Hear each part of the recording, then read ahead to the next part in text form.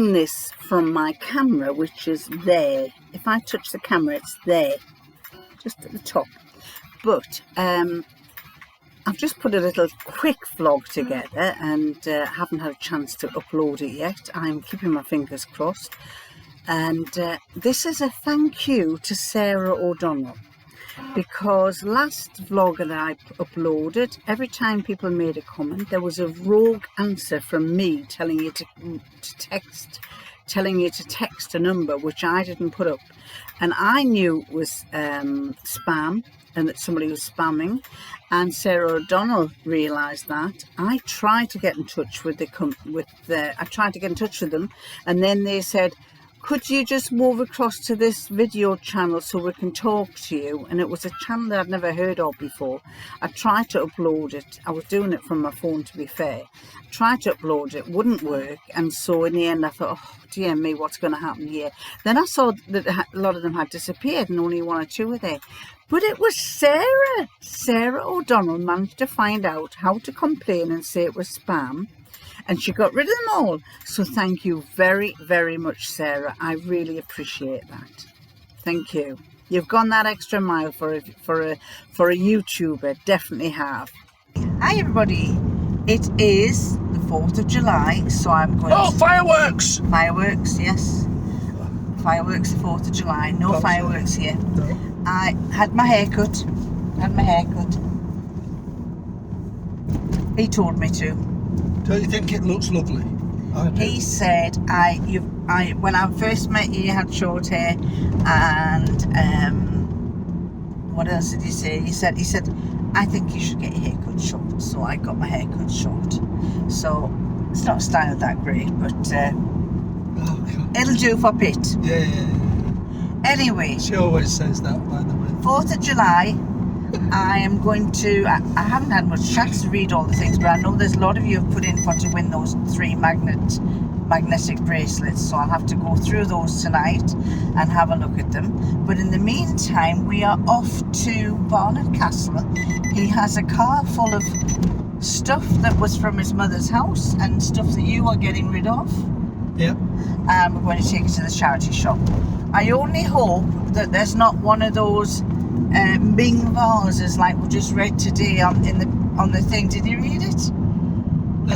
A lady bought a vase from a charity shop for £4 or something like that as a doorstop for the bathroom, and it's worth £4,000 apparently. She saw one on the Antiques Roadshow exactly the same, and they actually think it's one of a pair that's probably come from a home. Because the original one that was on the Antiques Roadshow was one bought in a charity shop as well. So they think that possibly there's been a house clearance and these 2 Ming vases might have been together. So this girl paid £4 and sold it for £4,000. So they'll be going on a cruise somewhere, I reckon. Yeah, every time somebody makes a lot of money, I keep saying, they're off on a cruise. Come on, hubby, we'll go on a cruise. Yeah.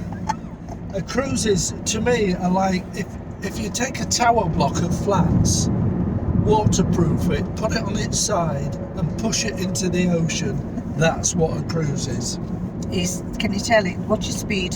Slow down. I have to. Can you tell he's anti-cruises? Plus you catch ready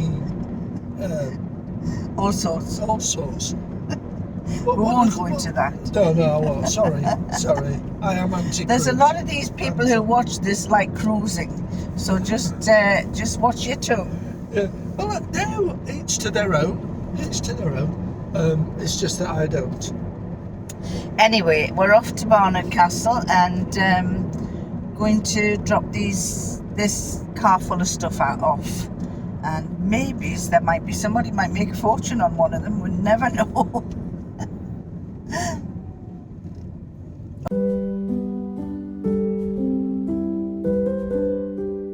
Hello everybody, excuse the machine going, it's engraving a plate. I have 100 of these to do. This gentleman is a wheelwright, and if you want to know what a wheelwright is, he makes the wheels for wagons. In America it'd be like a wagon, a cowboy wagon or Amish wagons For him, he makes wheels for wagons, for farms, and he's by appointment to the Queen. So that's really good. Anyway, I've got a big order of his to do, so I'm busy engraving them. I'll let it stop when it finishes that one so I can have a bit of peace and quiet with it. Notice the haircut? I was toying with whether I was going to get my hair just trimmed or cut to the bob that I usually get, or shorter. And his lordship said, well, when I first met you, you had short hair and I liked you in short hair. She did a lovely job, and for the first time ever I came home and I said I love it. But normally when I come home I don't like it, and then after a week or two I get to like it. But this has gone the other way around. I loved it when I first got it done, and I just can't get it right. I feel like, I don't know, I just don't feel like it's right. He says it's lovely, but I just don't feel, I keep saying that, oh no, I don't know, I'm just not sure about it. But everybody I've seen has said it's fine, so one way, I'm not bothered. At my age, I'm not bothered. Anyway, we have had a very busy week. Let me get myself sorted. We've had a very busy week. I was hoping to get a vlog done over the weekend. It's now Monday. We had a few, on the Thursday we were going to go down to visit his mother and take her out for her lunch. And that morning Mum used one of her 20 odd lives by having a fall. Apparently she got up and gone into the bathroom to fill her jug of water, and she fell on the floor. At first they thought she had broken a hip. Then they said no, she hasn't broken a hip, she's probably fractured it. So they gave her some morphine and she went to hospital. And we thought, well, we'll not go down at first until it's sorted. When she was in hospital, they then rang his lordship up and said she hasn't broken a hip, she hasn't fractured a hip, so that's another 21st life saved. But she has a shadow on her lungs. She has pneumonia. And of course, as you know, pneumonia with people with dementia, it's one of the things that finish them off. So we weren't sure what was going to happen. And she's been in hospital. She went in on the Thursday. It's now the Monday. She's still in there. She's had catheters in her. She's not looking great. They said that they've managed them. They're giving antibiotics. They've also found that she had a urinary infection, and she also had diarrhea. So she's not doing very well, but they're going to, because hospitals in the UK don't keep a hold of their patients very long, they like to get them out because they don't have enough beds, and because sometimes they heal better when they're at home or wherever they've come from. So she will be going back to the home in 24 to 48 hours. But I doubt if we'll be having any more meals out with her. I think she's going to be, we're going to have to visit her when we, just go and see her for an hour or half an hour to an hour, depending on what she's like. The last time we went, she didn't want to come. His lordship went in and said, Mum, do you want, it's me, it's your son, do you want to go? And she said, she was asleep, and she said, no, I don't want to go. And he said, don't you want to come with us? We're going to go for a meal, and your granddaughter's going to be there. And she went, no. And then he kept asking her, come on, do you not want to go? And she said, and he couldn't hear what she said. So he said, what did you say? And he got his ear right close to her, and she said, we shall see. But she never came. So she's steadily declining, as you do with dementia. But she is such an unbelievable person. She's like, if a cat has 9 lives, this woman has about 28 to 30. He'll be the same. He'll fight everything, and she's just a determined old lady, so she might be going out for a meal with us again, you never know. Anyway, that is taking a long time for me to finish, so please excuse it. What have I been doing? I have been making, the prizes, the winners of the 3 magnetic bracelets. Here they are, here's your winners. Appalachian sunrise meets my skin. Even with my eyes still closed, I can feel it coming in. Golden, I'll follow only golden, golden things.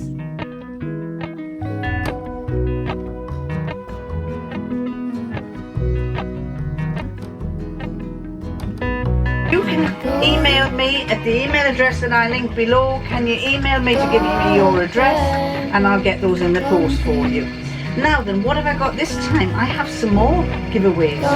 I've got 4 giveaways. Now let me go and get them. In fact, I don't have 4 giveaways, I have 5 giveaways. And I got them last year when I was expecting to get my 10,000 then. And they came from Simplicity. And this one is a box. It's a box for you to put whatever you like in. It's quite a thick box. You see, it's quite a thick box. And if you open it up, just a box to keep things in. But I figured it's a nice little box that you might fancy having. It just says Simplicity, a CSS Industries Ink Company. And that's the first one. And it's got different designs. It says here, 390, these are the different patterns. And they're obviously from very old ones. Can you see the patterns that they are? There you go. And it says stuff, sewing stuff or any kind of stuff. And the other one is this one. Oh, in fact, they're both the same. I tell a lie, they're both the same. So I've got 2 of these to give away. So we'll call those box. We'll call that box. And the other thing I've got, which I've got 3 of, are 3 notebooks. And I think I picked where I could, I picked different ones. So I've got 3 sewing notebooks. I love them. I've got a load of books up there that I bought, and I've never yet used them, but I do love books. And these are, I'll get one out today to see. Simplicity Vintage. Simplicity Vintage, 5.5 inches by 8.5 inches, 13.9 centimetres by 21.5 centimetres. 120 lined note sheets. So if I open that up, you can see that they are lined, and at the bottom right of each page is a picture of a lady in her vintage clothes. I think they go through different batches. There will be, let me see if I can see, there's a lady in blue. Oh, that's stopped now. A lady in blue. And then the next one is, after a few pages, probably about 20 or 30 pages, the lady in green. Come on, the lady in green. And then after about 20 or 30 pages is the lady in red.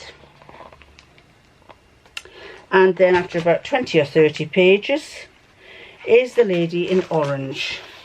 Now I'm assuming that the other ones will be exactly the same, but they have different pictures on them. That was, well, it shows you on the back there, it shows you the pages that are on there, and on the back is a picture of one pattern 1605, and there are 3 patterns here. The other books have that one's got some more modern clothes with those on the back, and I think it's, are they the same? Yes, they're the same pictures inside, but that's got more modern clothes. And this is very like your 50s. It doesn't say what your era they are, but that's definitely your 50s. Can you see your 50s there? And again, oh, that's slightly different patterns. Those have got different patterns on each page. So I'm going to label it box or book. Now, I'm not going to ask you to say which book you want, because I had done, it takes me ages to sort this out. So I'm just going to, if you say book and I draw your name out, you will get which book I send you. And I'll just go down, you know, whichever one's first. I'll choose which one I think would be the first, and which one would be the second, and which one would be the third. Now, you might not have an answer for this, so the question is there one item that you've made that's not an item of clothing, a small item that you've made that you actually feel very proud about, and you like to have it, you like to keep it in on your desk or on your sewing desk? So for example, I've got 2 things that I have. One of them is this. Well, this is one and this is the other. I have 2 things that I'm quite proud of. One of them is my wrist pin cushion, and I like to have that on my wrist, and I use that quite often if I'm sewing and I want to put the pins in there. And the other one is for the kind of books that I've just been talking about, where that goes over your book, and it's a little pencil case. And I made these a few years ago, but I love it because I keep pens and things. My favourite pen, my favourite pencil, generally a rubber. I keep in it a rubber. That's a pencil. That one is a black pen.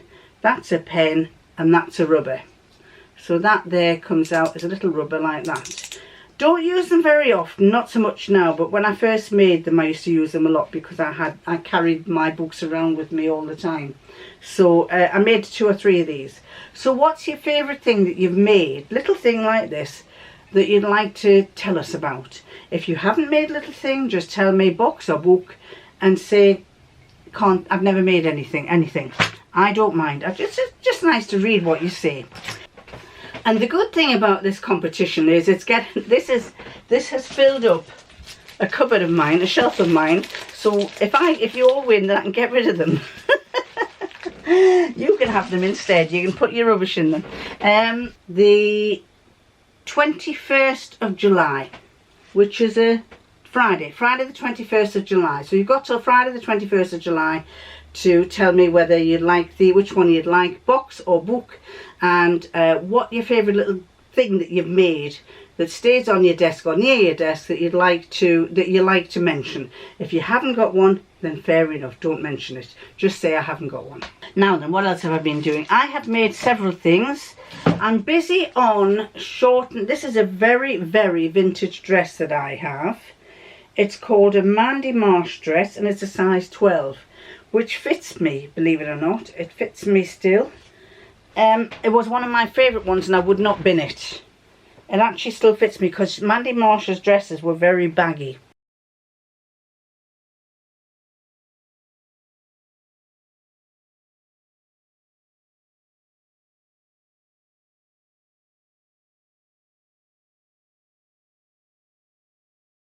And the only thing that I'm not so keen on now, but I liked it at the time. I used to wear it when I was teaching and I thought it was great. Nice long dress, almost went down to the floor because I'm only 5'1".